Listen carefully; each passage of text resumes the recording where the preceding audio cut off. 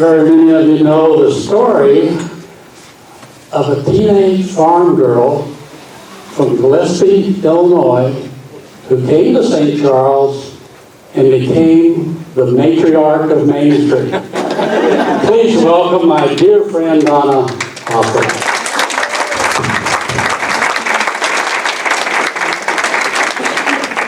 My son says I was vaccinated with a stereo needle, so I'm good and loud. Would you prefer I talk to you this way, or should I have the microphone? Microphone. Microphone? Because it doesn't travel to the back. Now, if I get too loud, somebody tell me, all right? I was so honored when they asked me if I would tell the story of how I fell in love with St. Charles. I'm overwhelmed that I have such support here, and I thank you all so much for that.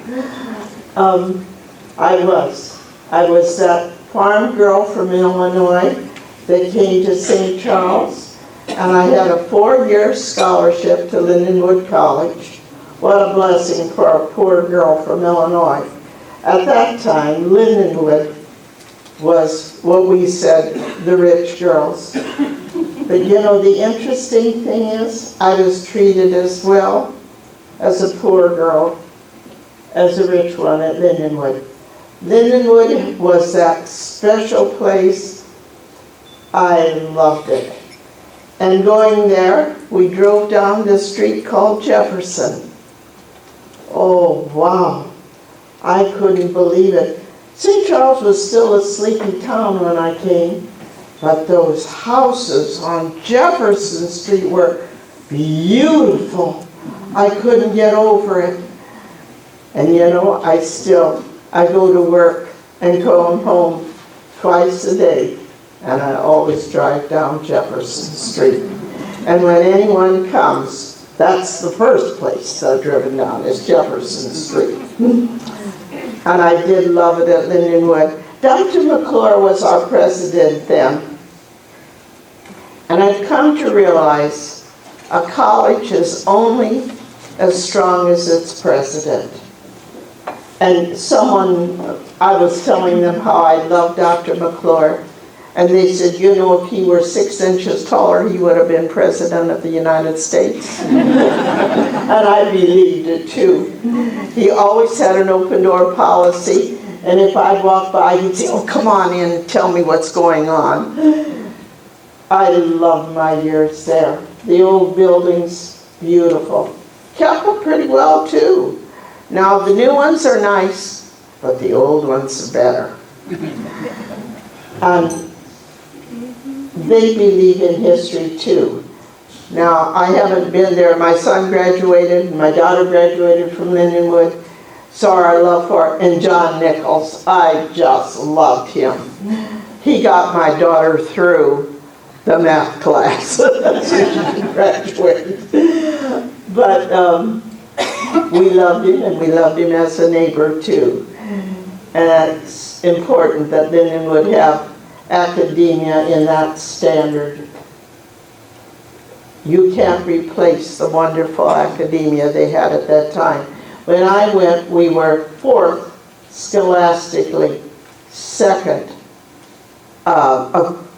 financially, 2nd scholastically in the United States. It was a fine, fine school. And I think it still is. I think they have some growing pains, but they're going to work their way out of it too. We're so lucky to have a fine college there. And I loved it there. And you know what? I fell in love with a hometown boy and married him the day after I graduated. And Dr. McClure married us. And I still have friends that I guess grew up at Lindenwood, because when you're from a farm, it's very protective, and it's a different world completely.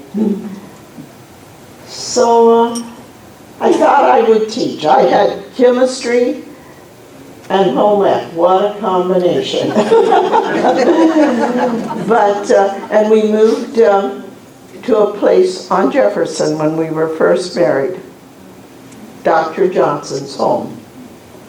And in fact, David was telling me he knew all about the house, and when the gang came, I think they were afraid I would say no. They didn't know how close it was that I wanted this to tell our story.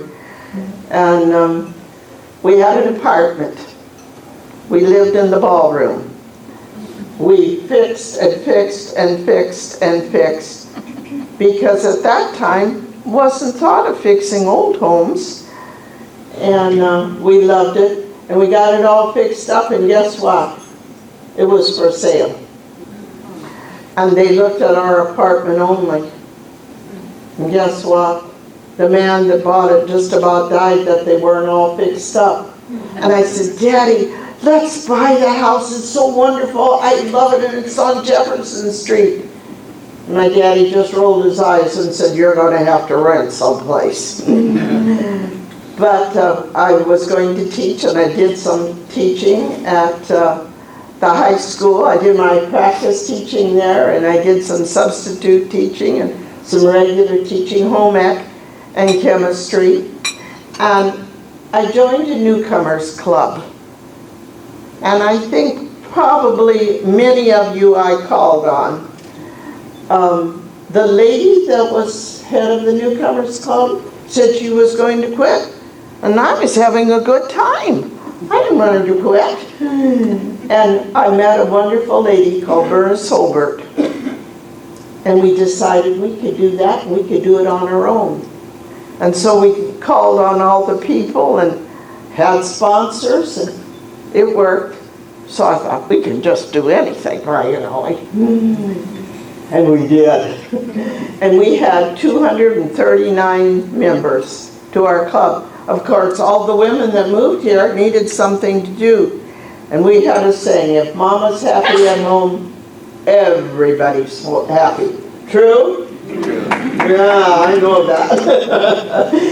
And so I got around to a lot of St. Charles. And the high school had ongoing education. And there was an ad for a lady that was going to teach an antique class. Dorothea Roberts. What a lady. I just loved her. She had 2 classes. And you're not going to believe this, but that antique class is still going on. Mrs. Roberts passed away. I see some of you that are still in the class and some that used to be in the class. She knew everything. And when you get out and buy something, call her up and say, I bought something, tell me about it. And so she'd get her books out, we'd go by the house, and she was wonderful. And she also introduced me to another lovely lady, Virginia Schutten. I don't remember the number of the witch's house, but she had her antique shop in the witch's house. And every year she'd go to the early auction and buy, and she'd put it all in the yard and you could go and buy. Well, she taught me so much. It was wonderful. You know, that thing with antique dealers, they will teach you. And it's a good thing because then you buy, right? And so we had lots of fun with her, and Mrs. Roberts would encourage me to go down. And Mrs. Schutten moved to 519 on Main Street, and I would go down. My children love spaghetti and meatloaf because I try to help the budget and save some out of it so I could buy antiques. And learned very fast that was getting more expensive all along. And she said, you know, Donna, if you buy a building down on Main Street, you could make something of this. Sounds like a good idea to me. And there was so much wonderful history down. And I bought the dream. And I'm still buying it, I think. But she called one day and she said, there's a house across the street, 508 and 59, and it's for sale. Maybe you'd like to buy it. Well, I couldn't wait to get down. I kept thinking, what is 508 and 519? That was the house. And I said to my husband, I have to get down there right away because that house is for sale. He said, oh yeah, I'll bet you that one will go in a hurry. There were hippies that lived in it. It was painted flag blue and mustard yellow all over the floor. What a mess. But it looked beautiful to me. And I was very, very fortunate that I was friends with Mr. White. And maybe some of you remember what Snob Hill is, where it's located. And that was close to our house that we built, or I built. And I called him and I said, Mr. White, would you come down and look at this house and see if I could afford it? And he came down, and I know he looked at me and he looked at the house and he looked at me again. And I said, I love it, I love it. And I said, do you think I can make it go? And I lived with that for the rest of my life. He said, Donna, it will be what you make it. And I worked. And teaching, there was someone there that, and I cannot remember his name, he taught shop and he needed some extra money. So every night after school we'd go down and work on that house. Oh, I loved it. I loved it. I thought it was the most wonderful house under the sun. And I said to him, you know, I think this house should have some scallops on the front. Do you think you could do that? You know, I didn't know. I didn't understand quite what it was, and so I was trying to draw it out to him. And the next afternoon when we went, he had pulled off the layer, and under that layer were the scallops that belonged in that house.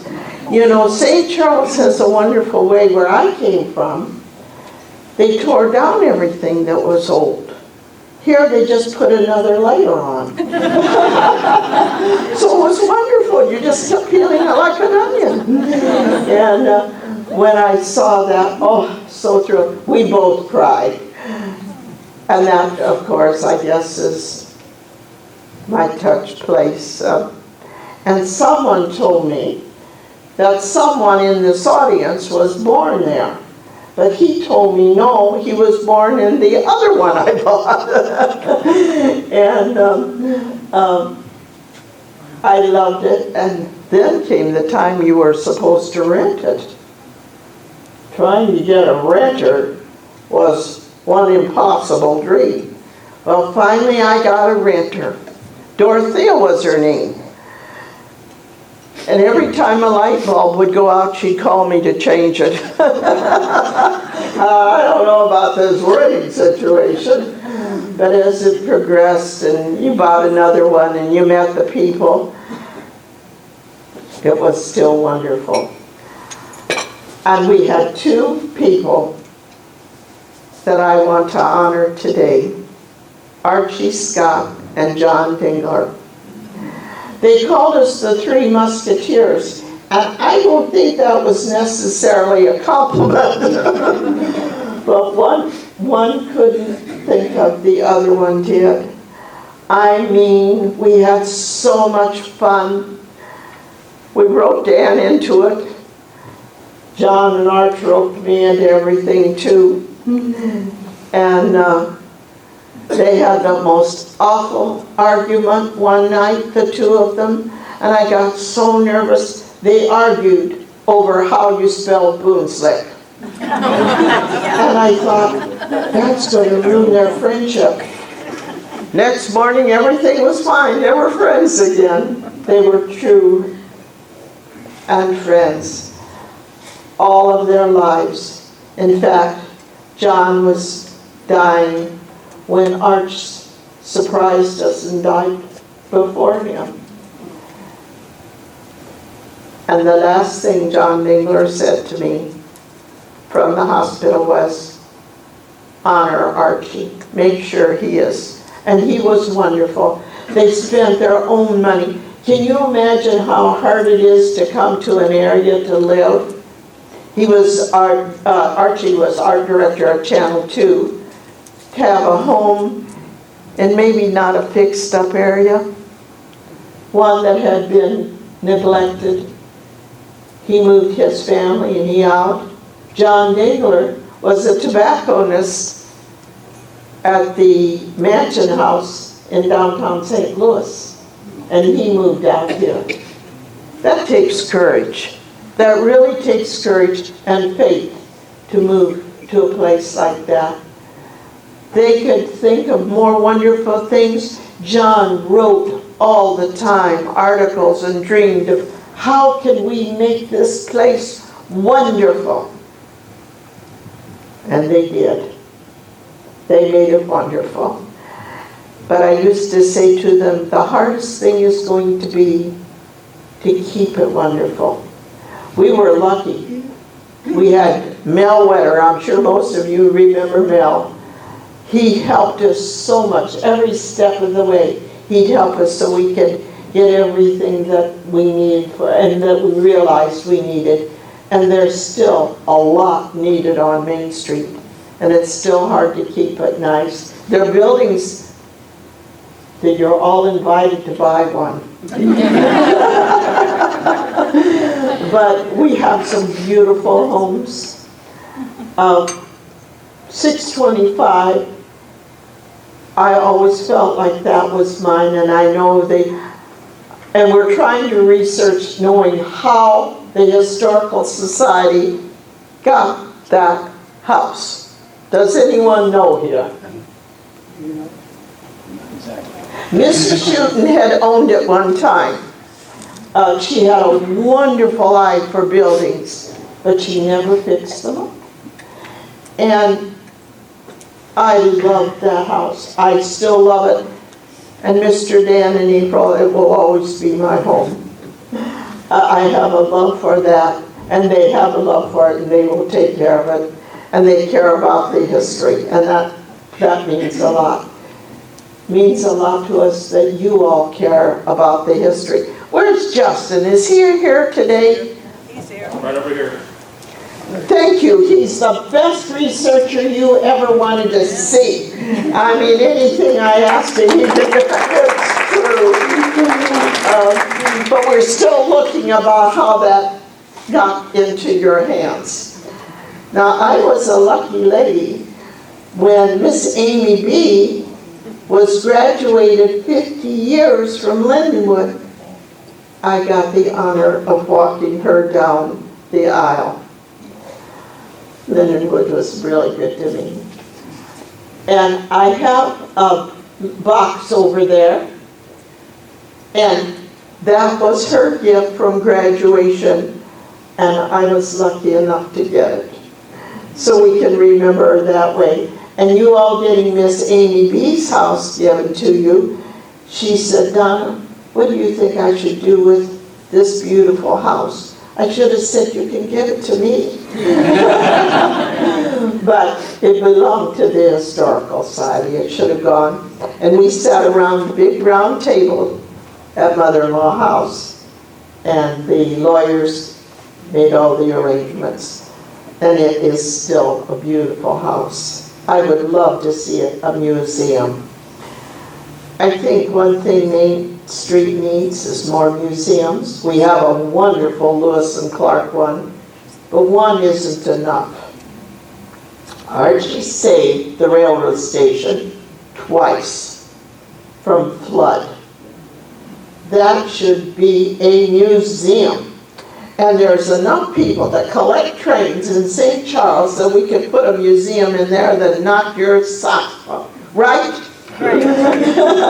We hope that more people will find a museum, support us, and help make that history live, because everybody wants to know about it.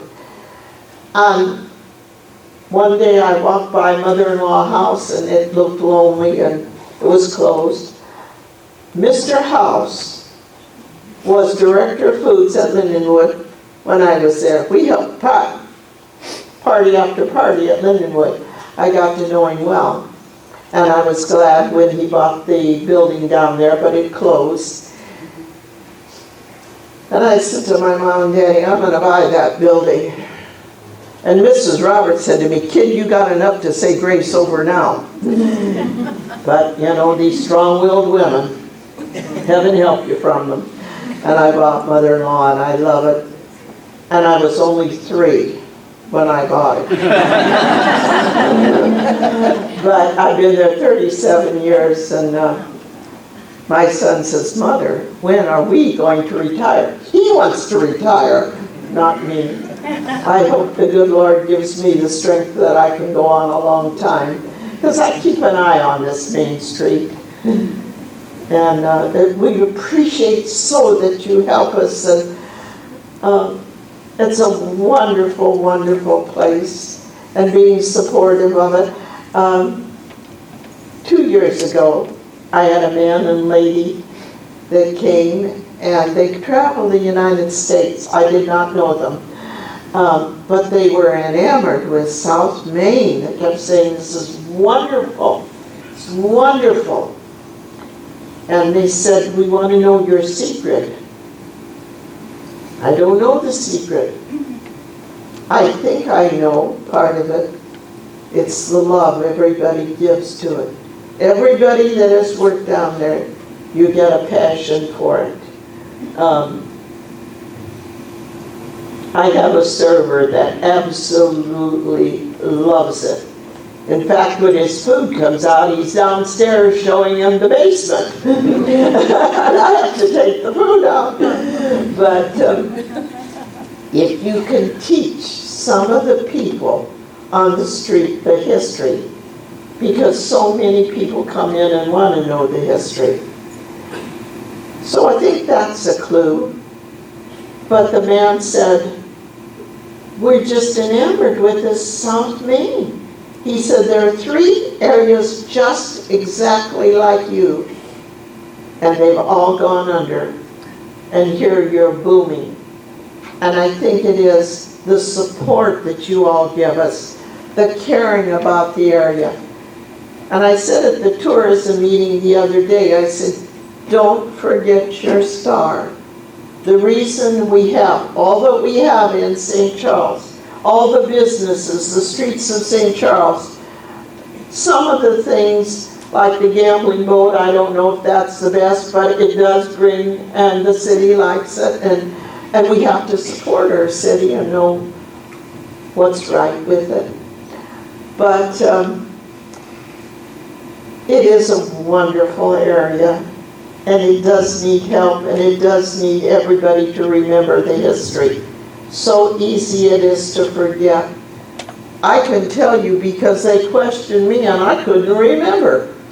I couldn't. You know, life goes on and you forget what really did happen. And Archie made a movie, and I don't know where that movie is of how it was before. I have to be careful because I'm afraid they'll get the hook out and get me. So when you want me to stop talking, somebody raise their hand. But we like to have you come down, and this gentleman over here at the table worked for me, I think 12 or 13 years as waiter. And no wonder he bought a beautiful antique house and loves antiques and has a shop. He learned that's all we talked about was antiques and history. And so we want all our shops to indoctrinate everyone. The people that come from all over the world, that's what they want to know. Tell us the history of your area. Sometimes I get tired of it, but you know what? When you start telling it, and they're so thrilled with it, that you want to tell it over and over again. And that's, I guess, why I appreciate Justin. Do you know what he said? He would research all my buildings for me and tell me exactly the history. And what I decided I'm going to do, I'm going to give it to the shops that I rent, so those people know it just doesn't take a few, it takes everybody trying to help and give a hand. And I'm still looking for antiques too. And we still have meatloaf. And mine's better than yours. He keeps telling me his is the best. But we appreciate you asking ever so much.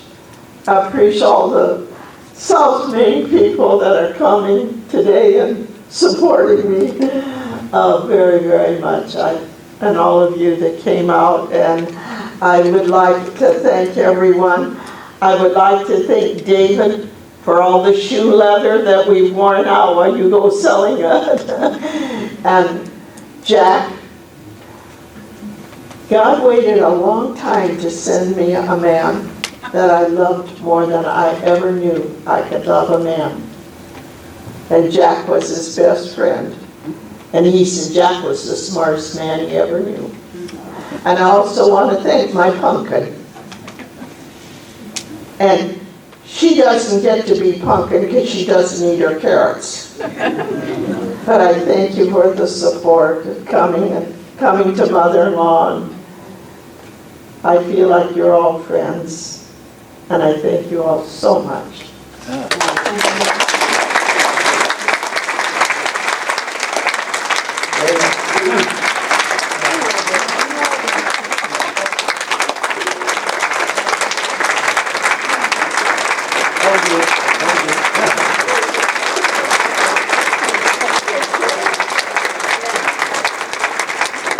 Sit down. Was I right? Is she the matriarch of the Donna brought mints that she made. They're over there on the table. Okay, Janet's going around with them. And the second thing, Kathy, what'd you tell me about the DVD?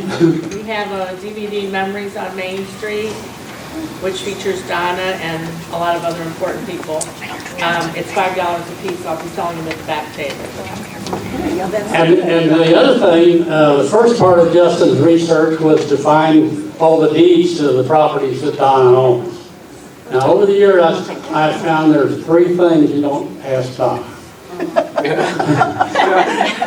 The first one has to do with age. Don't tell the age. That's understandable. The second one is, how many properties do you own, Donna? That's a no-no. And the third one is, could I please have a second blueberry muffin? Anyway, Justin has found the deeds to your properties you currently own on Main Street. We got copies in here, and he's continuing Thank to do you the others. so much. Thank you. Thank you, Donna. Thank you, Jack. Okay, thank you very much. Great presentation, and of course, all of us have patronized Donna's establishment and know how wonderful it is.